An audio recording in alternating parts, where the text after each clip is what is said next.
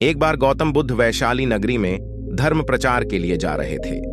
जब वे नगरी के बीचों बीच से गुजर रहे थे, तब उन्होंने देखा कि कुछ सैनिक एक लड़की का पीछा करे रहे हैं। तभी वह डरी हुई लड़की एक कुएं के पास जाकर खद्दी रह गई और वह हाँफ रही थी और प्यासी भी थी।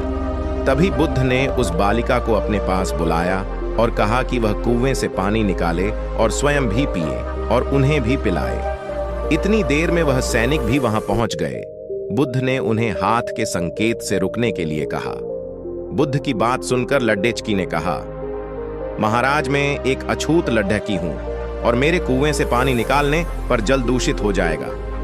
तभी बुद्ध ने उससे फिर कहा, बालिका, बहुत जोर की प्यास लगी है, पहले तुम पानी पिलाओ। तभी कुछ देर बाद वैशाली नगरी के राजा भी आ गए। फिर उन्होंने बुद्ध को नमन किया। बाद में सोने के बर्तन में केवद्दे और गुलाब का सुगंधित पानी पीने के लिए दिया, पर गौतम बुद्ध ने उसे पीने से मना कर दिया। बुद्ध ने एक बार फिर बालिका से अपनी बात दोहराई। इस बार बालिका ने साहस के साथ कुएं से पानी निकाला और स्वयं भी पिया और गौतम बुद्ध को भी दिया। और पानी पीने के बाद बुद्ध ने बालिका से उसके भय का कारण पूछा। तब उस बालिका ने बताया, मुझे संयोग से राजा के दरबार में गाने का अवसर मिला था और राजा ने मेरा गीत सुन मुझे अपनी गले की माला पुरस्कार स्वरूप दी। लेकिन उन्हें किसी ने बताया कि मैं एक अछूत लड्डेचकी हूं और यह जानते ही राजा ने मुझे अपने सैनिक को मुझे जेल में डालने के लिए बोल दिया।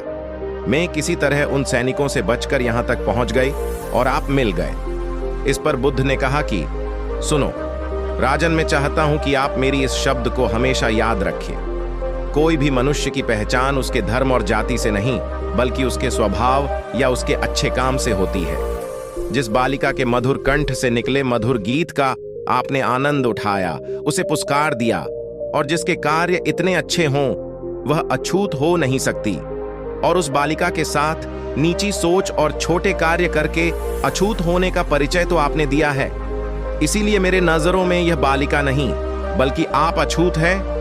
तभी राजा बुद्ध के सामने शर्मिंदा होने के अलावा और कर भी क्या सकते हैं। उन्होंने बुद्ध से क्षमा मांगी और वह से चले गए। सीख, इस कहानी से हमें यह सीख मिलती है कि कोई भी इंसान अपने कार्यों और कर्मों से बद्धा बनता है, बल्कि अपने धर्म या जाति से नहीं।